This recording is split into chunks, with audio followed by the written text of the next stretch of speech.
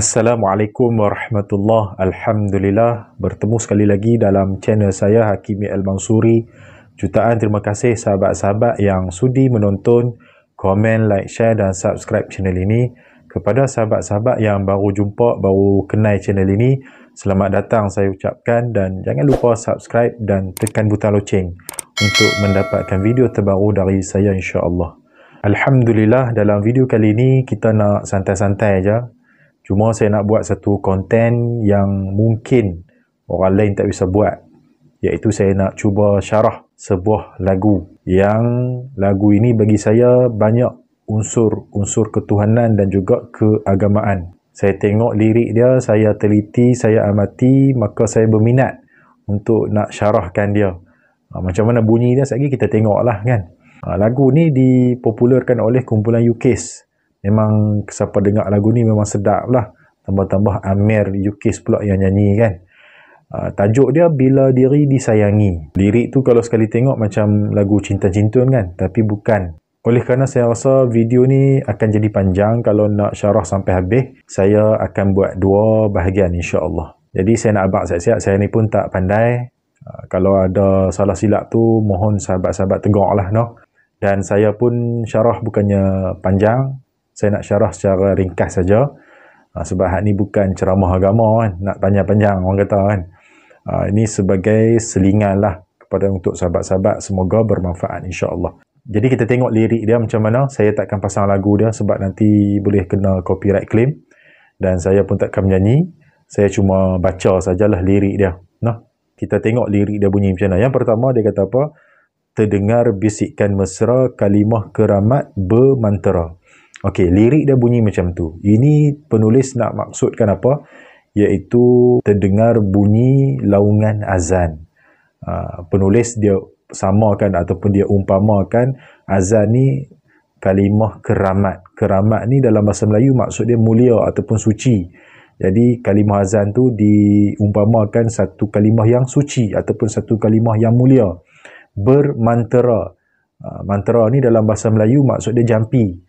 Jadi penulis ni dia umpamakan kalimah azan ni sebagai jampi. Jampi untuk siapa? Untuk kita. Kita bila kita dengar azan, kita rasa tenang, kita rasa nyaman, kita rasa lapang hati kita ni. Maka sebenarnya benda tu adalah satu jampi bagi kita. Dalam bahasa Arab orang sebut ruqyah lah. Jampi ni bahasa Melayu, Arab dia ruqyah. Kan? Jadi dia gambarkan terdengar bisikan mesra ni maksudnya terdengar sayup-sayup azan. Macam orang duk berbisik di telinga sebab jauh, dengar jauh-jauh. Kalimah keramat bermantera, azan ni dia diumpamakan kalimah yang suci dan juga dia seperti dia menjampi hati kita ni rasa tenang, nyaman mendengar kalimah-kalimah yang ada membesarkan Allah dan mentauhidkan Allah dan sebagainya. Kemudian dia kata apa lagi? Bermulanya siang, berakhir malamku, tak akan ku jemu menyebut namamu. Baik, masih lagi bersangkut paut dengan azan tadi. No? Dia kata bermulanya siang, berakhir malamku, tak akan ku jemu menyebut namamu. Jadi perbuatan yang kita buat iaitu menyebut nama Allah Ta'ala ni, bilanya mula? Sudah tentulah mula waktu subuh lah, sebab waktu kita bangkit tidur. Kan? Siang ni kita boleh katakan waktu subuh. Sebab apa? Maksud lain subuh ni adalah awalun nahar. Awal waktu permulaan siang tu. Walaupun orang kata petak cerah lagi, tapi boleh dikatakan sebagai dah awal siang. Maka bermula subuh tu lah kita mula menyebut nama Allah Ta'ala semula. Walaupun kita tak baca doa bangkit daripada tidur, tapi yang kita akan buat bila? Waktu kita nak sembahyang, kita menyebut nama Allah, membesarkan Allah, takbiratul ihram kan. Kemudian dalam tu dia ada doa-doanya, dia ada surah-surahnya yang kita kena baca. Kemudian dia ada apa? Dia ada takbir intiqalat, takbir pindah rukun, kita membesarkan Allah Ta'ala sampai habis kan. Maka benda ni yang kita buat bermula waktu subuh. Dan boleh juga kita sebutkan sebagai waktu subuh tu juga adalah waktu bermulanya waktu azan subuh tu. Sebab sepanjang malam tu orang tak azan lah. Jadi yang kata tak jemu tu sebab apa? Sebab sembahyang kita ni kita buat sehari semalam 5 kali. Subuh, zuhur, asar, maghrib, isyak. Dia kata berakhir malamku. Maksudnya berakhir malamku ialah lepas solat isyak tak ada dah azan. Nak tunggu azan subuh pula. Kemudian pula lepas solat isyak kita ni orang kata apa, dah habislah sembahyang waktu malam tu kan. Melainkan nak bangkit sembahyang sunat lah. Ni bagi orang yang dia malah nak buat yang sunat tapi dia tak jemu buat yang wajib sekurang-kurangnya. Jadi bila dia sembahyang tak tinggal, maka dia ni orang yang tak jemu-jemu menyebut nama Allah Ta'ala kan. Baik, untuk lirik yang seterusnya dia cerita pula tentang apa? Dia kata tiada batasan waktu, tiada tempatmu tertentu. Yang ni dia nak cerita tentang ketuhanan pula lah. Nak beritahu kata apa? Allah Ta'ala ni wujud, tidak ada permulaan.